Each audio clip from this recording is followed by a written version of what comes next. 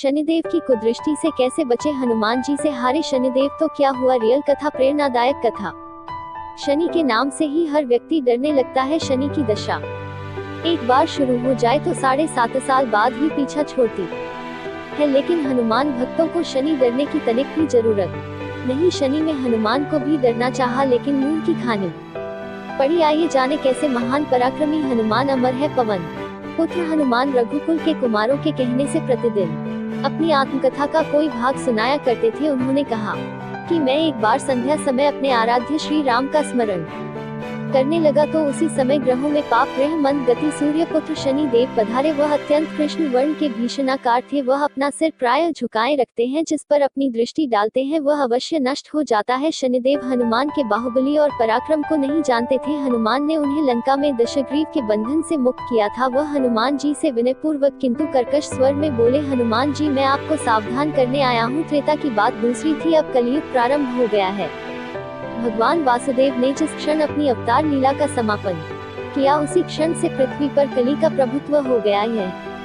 कलयुग है। इस युग में आपका शरीर दुर्बल और मेरा बहुत बलिष्ठ हो गया है। अब आप पर मेरी 7.5 की दशा प्रभावी हो गई है। मैं आपके शरीर पर आ रहा हूँ। शनिदेव को इस बात का तनिक भी ज्ञान नहीं था कि रघुनाथ के चरणाश्रितों पर काल का प्रभाव नहीं होता। करुणा निधान जिनके हृदय में एक क्षण को भी आ जाते हैं, काल की कला वहाँ सर्वथा निष्प्रभावी हो जाती है। प्रारब्ध के विधान वहाँ प्रभुत्वहीन हो जाते हैं। सर्व समर्थ पर ब्रह्म के सेवकों का नियंत्रण संचालन पोषण प्रभु ही करते हैं। उनके सेवकों की ओर दृष्टि उठाने का साहस कोई सुरसुर करे तो स्वयं अनिष्ट भाजन होता है। शनिदेव के अग्रज यमराज भी प्रभु के भक्त की ओर देखने का साहस नहीं कर पाते। हनुमान जी ने शनिदेव को समझाने का प्रयत्न किया, आप कहीं अन्यत्र जाएं। ग्रहों का प्रभाव पृथ्वी के मरणशील प्राणियों पर ही पड़ता है। मुझे अपने आराध्य का स्मरण करने दें। मेरे शरीर में श्री रघुनाथ जी के अतिरिक्त दूसरे किसी को स्थान नहीं मिल सकता। लेकिन शनिदेव को इससे संतोष नहीं मिला। वह बोले, मैं सृष्टिकर्ता के विधान से विवश हूँ। आप पृथ्वी पर रहते हैं, अतः आप मेरे प्रभुत्व क्षेत्र से बाहर नहीं है। पूरे 22.5 वर्ष व्यतीत होने पर 7.5 वर्ष के अंतर से 2.5 वर्ष के लिए मेरा प्रभाव प्राणी पर पड़ता है, किंतु यह गौण प्रभाव है। आप पर मेरी 7.5 आज इसी समय से प्रभावी हो रही हो। मैं आपके शरीर पर आ रहा हूँ, इसे आप टाल नहीं सकते। फिर हनुमान जी कहते हैं, जब आपको आना ही है तो आइए, अच्छा होता कि आप मुझ वृद्ध को छोड़ ही देते। फिर शनिदेव कहते हैं, कलयुग में पृथ्वी पर देवता या उपदेवता किसी को नहीं रहना चाहिए। सबको अपना आवास सूक्ष्म लोकों में रखना चाहिए। जो पृथ्वी पर रहेगा वह कलयुग के प्रभाव में रहेगा और उसे मेरी पीड़ा भोगनी पड़ेगी। और ग्रहों में मुझे अपने अग्रज यम का कार्य मिला है। मैं मुख्य मारक ग्रह हूँ और मृत्यु के सबसे निकट वृद्ध होते हैं, अतः मैं वृद्धों को कैसे छोड़ सकता हूँ। हनुमान जी पूछते हैं, आप मेरे शरीर पर कहाँ बैठने आ रहे हैं। शनिदेव गर्व से कहते हैं, प्राणी के सिर पर। मैं 2.5 वर्ष प्राणी के सिर पर रहकर उसकी बुद्धि विचलित बनाए रखता हूँ। मध्य के 2.5 वर्ष उसके उदर में स्थित रहकर उसके शरीर को अस्वस्थ बनाता हूँ। वह अंतिम 2.5 वर्ष पैरों में रहकर उसे भटकाता हूँ। फिर शनिदेव हनुमान जी के मस्तक पर आ बैठे तो हनुमान जी के सिर पर खाज हुई।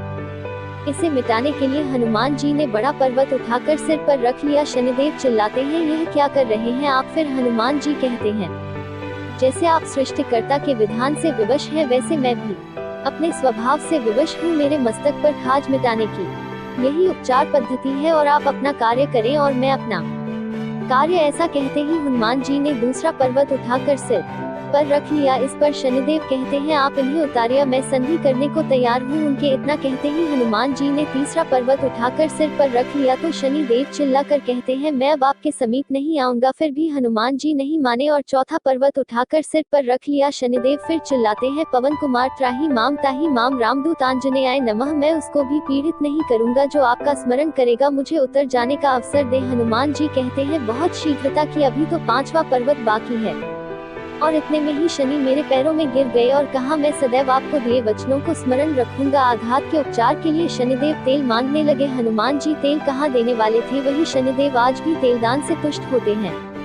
हेलो नमस्कार माय फ्रेंड्स, आपका कहानी कथा चैनल पर बहुत बहुत स्वागत करता हूँ। दोस्तों, आपको कहानी कथा चैनल पर हर रोज नया देखने को मिलेगा, जैसे कि रियल कहानी कथा टिप्स से रिलेटेड वीडियोस, जो कि कहानी कथा चैनल वायरल रियल कथा, कहानी प्रेरणादायक कथा, कहानी रोचक कथा, कहानी पौराणिक कथा, कहानी धार्मिक कथा, कहानी आध्यात्मिक कथा, कहानी रियल स्टोरी कहानी कथा हिंदी स्टोरी कहानी कथा इमोशनल स्टोरी कहानी कथा रोमांटिक स्टोरी कहानी कथा मोटिवेशनल स्टोरी कहानी कथा एजुकेशन स्टोरी कहानी कथा लव स्टोरी कहानी कथा सीरियल स्टोरी कहानी कथा सेक्सी लव स्टोरी कहानी कथा जैसे रियल टिप्स से रिलेटेड वीडियो आपको कहानी कथा चैनल पर देखने को हर रोज मिलेगा। हमारे वीडियो देखने के लिए दोस्तों हमें फॉलो एवं सब्सक्राइब जरूर करें और साथ ही दोस्तों आपको अगर वीडियो पसंद आता है तो वीडियो को लाइक, वीडियो पर कमेंट एवं वीडियो अपने दोस्तों को शेयर जरूर करें। दोस्तों हमारे साथ बने रहने के लिए हमें फॉलो एवं सब्सक्राइब करें, जो कि Facebook, Twitter, ShareChat, Telegram, Instagram, Facebook page, YouTube इत्यादि प्लेटफॉर्म पर आप हमें फॉलो एंड सब्सक्राइब कर सकते हैं और हमारे रियल कहानी कथा टिप्स से रिलेटेड वीडियो देखते रहिए। दोस्तों उम्मीद करता हूँ आप हमें फॉलो एवं हमारे चैनल को सब्सक्राइब जरूर करेंगे। दोस्तों प्लीज यार दोस्तों चैनल को सब्सक्राइब कर लिया करो। शुक्रिया दोस्तों। I love my India. जय हिंद, जय भारत। 4,58,778